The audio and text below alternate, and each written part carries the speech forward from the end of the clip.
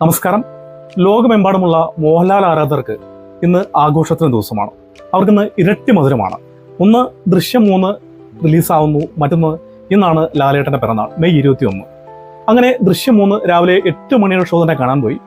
കഴിഞ്ഞിടത്ത് നിർത്തിയിടത്തും തന്നെയാണ് ഈ ഭാഗവും തുടങ്ങുന്നത്. കഴിഞ്ഞ സിനിമയിലുണ്ടായിരുന്ന അല്ലെങ്കിൽ കഴിഞ്ഞ 2 ഭാഗങ്ങളുണ്ടായിരുന്ന അതേ കഥാപാത്രങ്ങൾ തന്നെയാണ് ഈ സിനിമയിലുമുള്ളത്.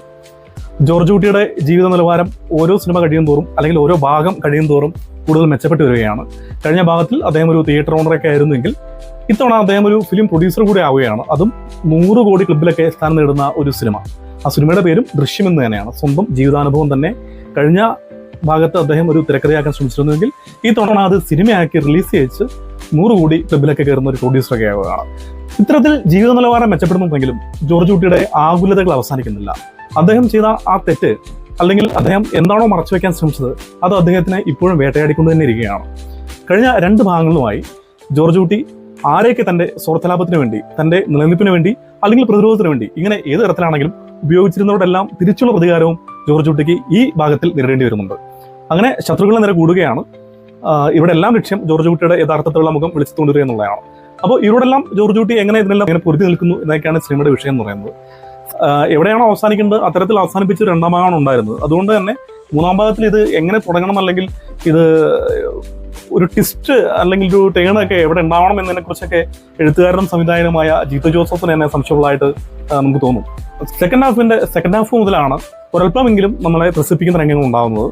ചുരുക്കത്തിൽ പറഞ്ഞു വന്നാൽ ആദ്യ 2 ഭാഗങ്ങളുണ്ടായിരുന്ന ആ ഒരു ട്വിസ്റ്റോ ആ ത്രില്ലോ ഒന്നും നമുക്ക് ഈ 3ാം ഭാഗത്തിൽ അനുഭവപ്പെടുന്നില്ല. ജീത്തു ജോർജിന്റെ തനതായ ഒരു മേക്കിംഗ് ശൈലിയുണ്ട്.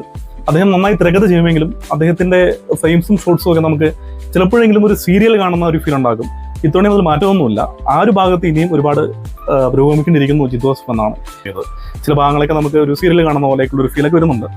അങ്ങനെ ഒരു ശരാശരി നിലവാരത്തിൽ പോകുന്ന സിനിമ ക്ലൈമാക്സിനോട് അടുപ്പിച്ച് അവസാനിപ്പിക്കാൻ ശ്രമിക്കുന്നത് ഇത് അവസാന ഭാഗമാണ്. ഈ ദൃശ്യത്തിനൊരു 4ാം ഭാഗം ഉണ്ടാവില്ല എന്ന തരത്തിലാണ് സിനിമ അവസാനിപ്പിക്കാൻ ശ്രമിക്കുന്നതെങ്കിലും ടെയിൽ എൻഡിൽ ഇനിയും ഒരു ആവർത്തനം ഉണ്ടാവാനുള്ള സാധ്യത കാണുന്നുണ്ട്.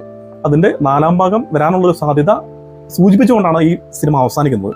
പക്ഷേ ജിത്തു ജോസഫിനുള്ള എല്ലാ ബഹുമാനവും സ്നേഹവും നിർത്തിക്കൊണ്ട് തന്നെ പറയട്ടെ, ഇത് ഇവിടെ അവസാനിപ്പിക്കുന്നതായിരിക്കും എന്നുള്ളത്. കാര്യം ഇനിയും ഇത് വലിച്ചിട്ട് പോയി കഴിഞ്ഞാൽ ദൃശ്യത്തിന്റെ ആദ്യ 2 ഭാഗങ്ങൾ തന്ന ആ ഒരു സുഖം പോലും പ്രേക്ഷകർ മറന്ന് നിങ്ങളെ തെറി വിളിക്കുന്ന അവസരമായി പോകും. സീരിയസ് ആയിട്ട് എനിക്ക് അങ്ങനെയാണത് ഫീൽ ചെയ്യുന്നത്.